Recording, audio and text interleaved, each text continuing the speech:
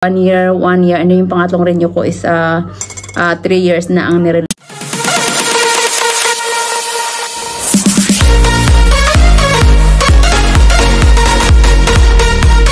Hi guys! Hello everyone! Welcome to my channel and welcome to Monaco.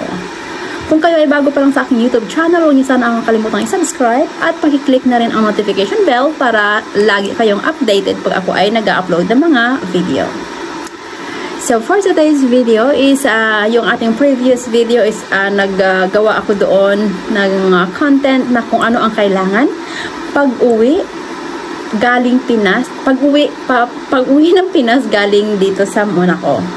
So ngayon, ang i-discuss naman po natin kung ano ang kailangan pagbalik naman, kung anong kailangan sa immigration sa Pinas at immigration dito sa France. Ayan, uulitin ko, sa France po ako nadaan dahil kami po ay walang public airport sa Monaco. So, merong airport ang Monaco kasi nasabi ko walang airport ang Monaco. Pero merong airport ang Monaco pero for private lang po yun. So, walang pang pasaherohang ano. So, kailangan kong dumaan sa Nice, France kasi yun po yung malapit dito. So, depende din sa ano, o basta yun yung airport na malapit dito. Kahit naman kunyari sa Paris airport. So, yung isang airport sa Paris, sa Nice, France pa rin manggagaling kung ang connecting ay dadaan ng ano, kagaya nung pagpunta ko galing Singapore to Paris, and then Paris to Nice, France pa din ang ano ko. So yun, okay, so let's proceed na. Ano nga ba ang kailangan natin bilang mga residents dito o nagtatrabaho dito sa Monaco? Ano ang kailangan? Nagpapakulo ako ng tubig kasi titimpla ako ng tsaa. So ano nga ba ang kailangan ng pagbalik natin? Ako kasi galing ako ng Cebu. So, sa Mactan, Cebu International Airport po ako nanggaling. So, immigration doon. So, syempre, kailangan lang natin, of course, yung passport natin, and then, kailangan nating magbayad ng travel tax. Ako, kailangan ko pang magbayad ng travel tax. I'm not sure sa iba. Kasi yung aking residence, yung aking residence card dito is 3 years pa lang. So, sa mga nakasunod sa akin, diba, gali ako ng sensya na naputol na naman, napuno na naman yung ating storage. So, kailangan ko na magbura ng mga videos. So, yun, sa mga nakasunod sa akin, alam nyo naman, gali ako ng Singapore. And from Singapore, napunta ako dito sa Monaco. And then, so yun, magpo 4 years na ako this coming April 8. Kaya yung aking courtesy is ang aking residence card dito is for 3 years pa lang. So, una kasi nilang binigay 1 year, and yung pangatlong renew ko is 3 years na ang nirelease nila sa akin. So, yun. So, yung 1 year ang tawag ng temporary, tapos ito ngayong 3 years is ordinary, and then after pag nakapag 10 years ka na, yun, exempted ka na sa travel tax, parang ganon. So, nagbayad ako ng travel tax. So, yun. So, in short, I have to pay the travel tax. Kasi yun daw yung policy.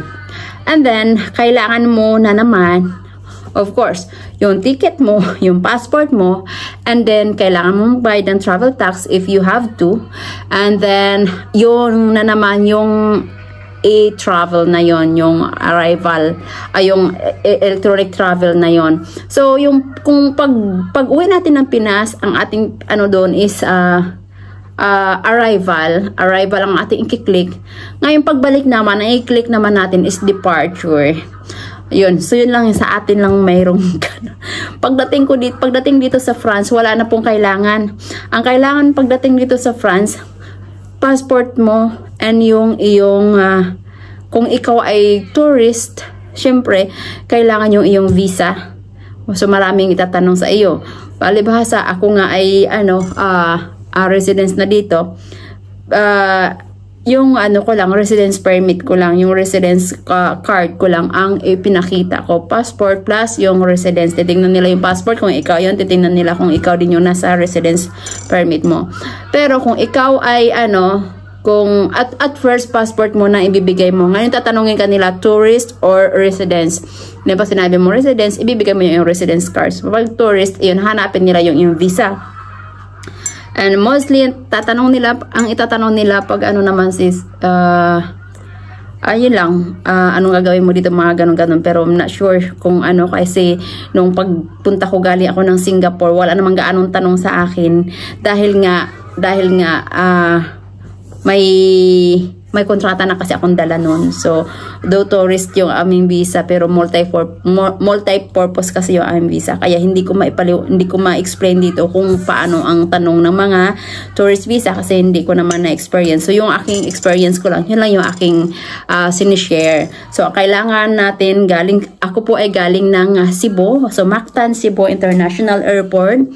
So, hindi naman ganun kahigpit. Though, hindi lang talaga nila alam yung Monaco before. Kaya ako na-hold. So, yun lang naman na-hold ako doon dahil hindi nila alam yung sa Monaco. And then, plus, galing ako ng Singapore. So, wala akong exit sa Pinas.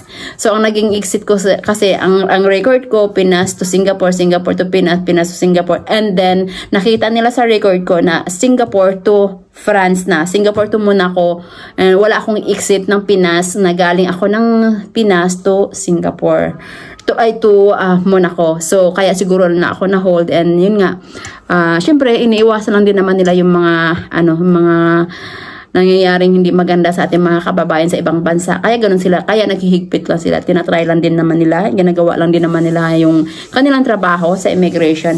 And then yun nga lang, talagang may mga immigration na hindi rin ganun kaano. So swertihan lang, tsambahan lang kung makatagpo ka ng immigration na medyo talagang ang daming tanong, parang mahigpit, ganito ganun.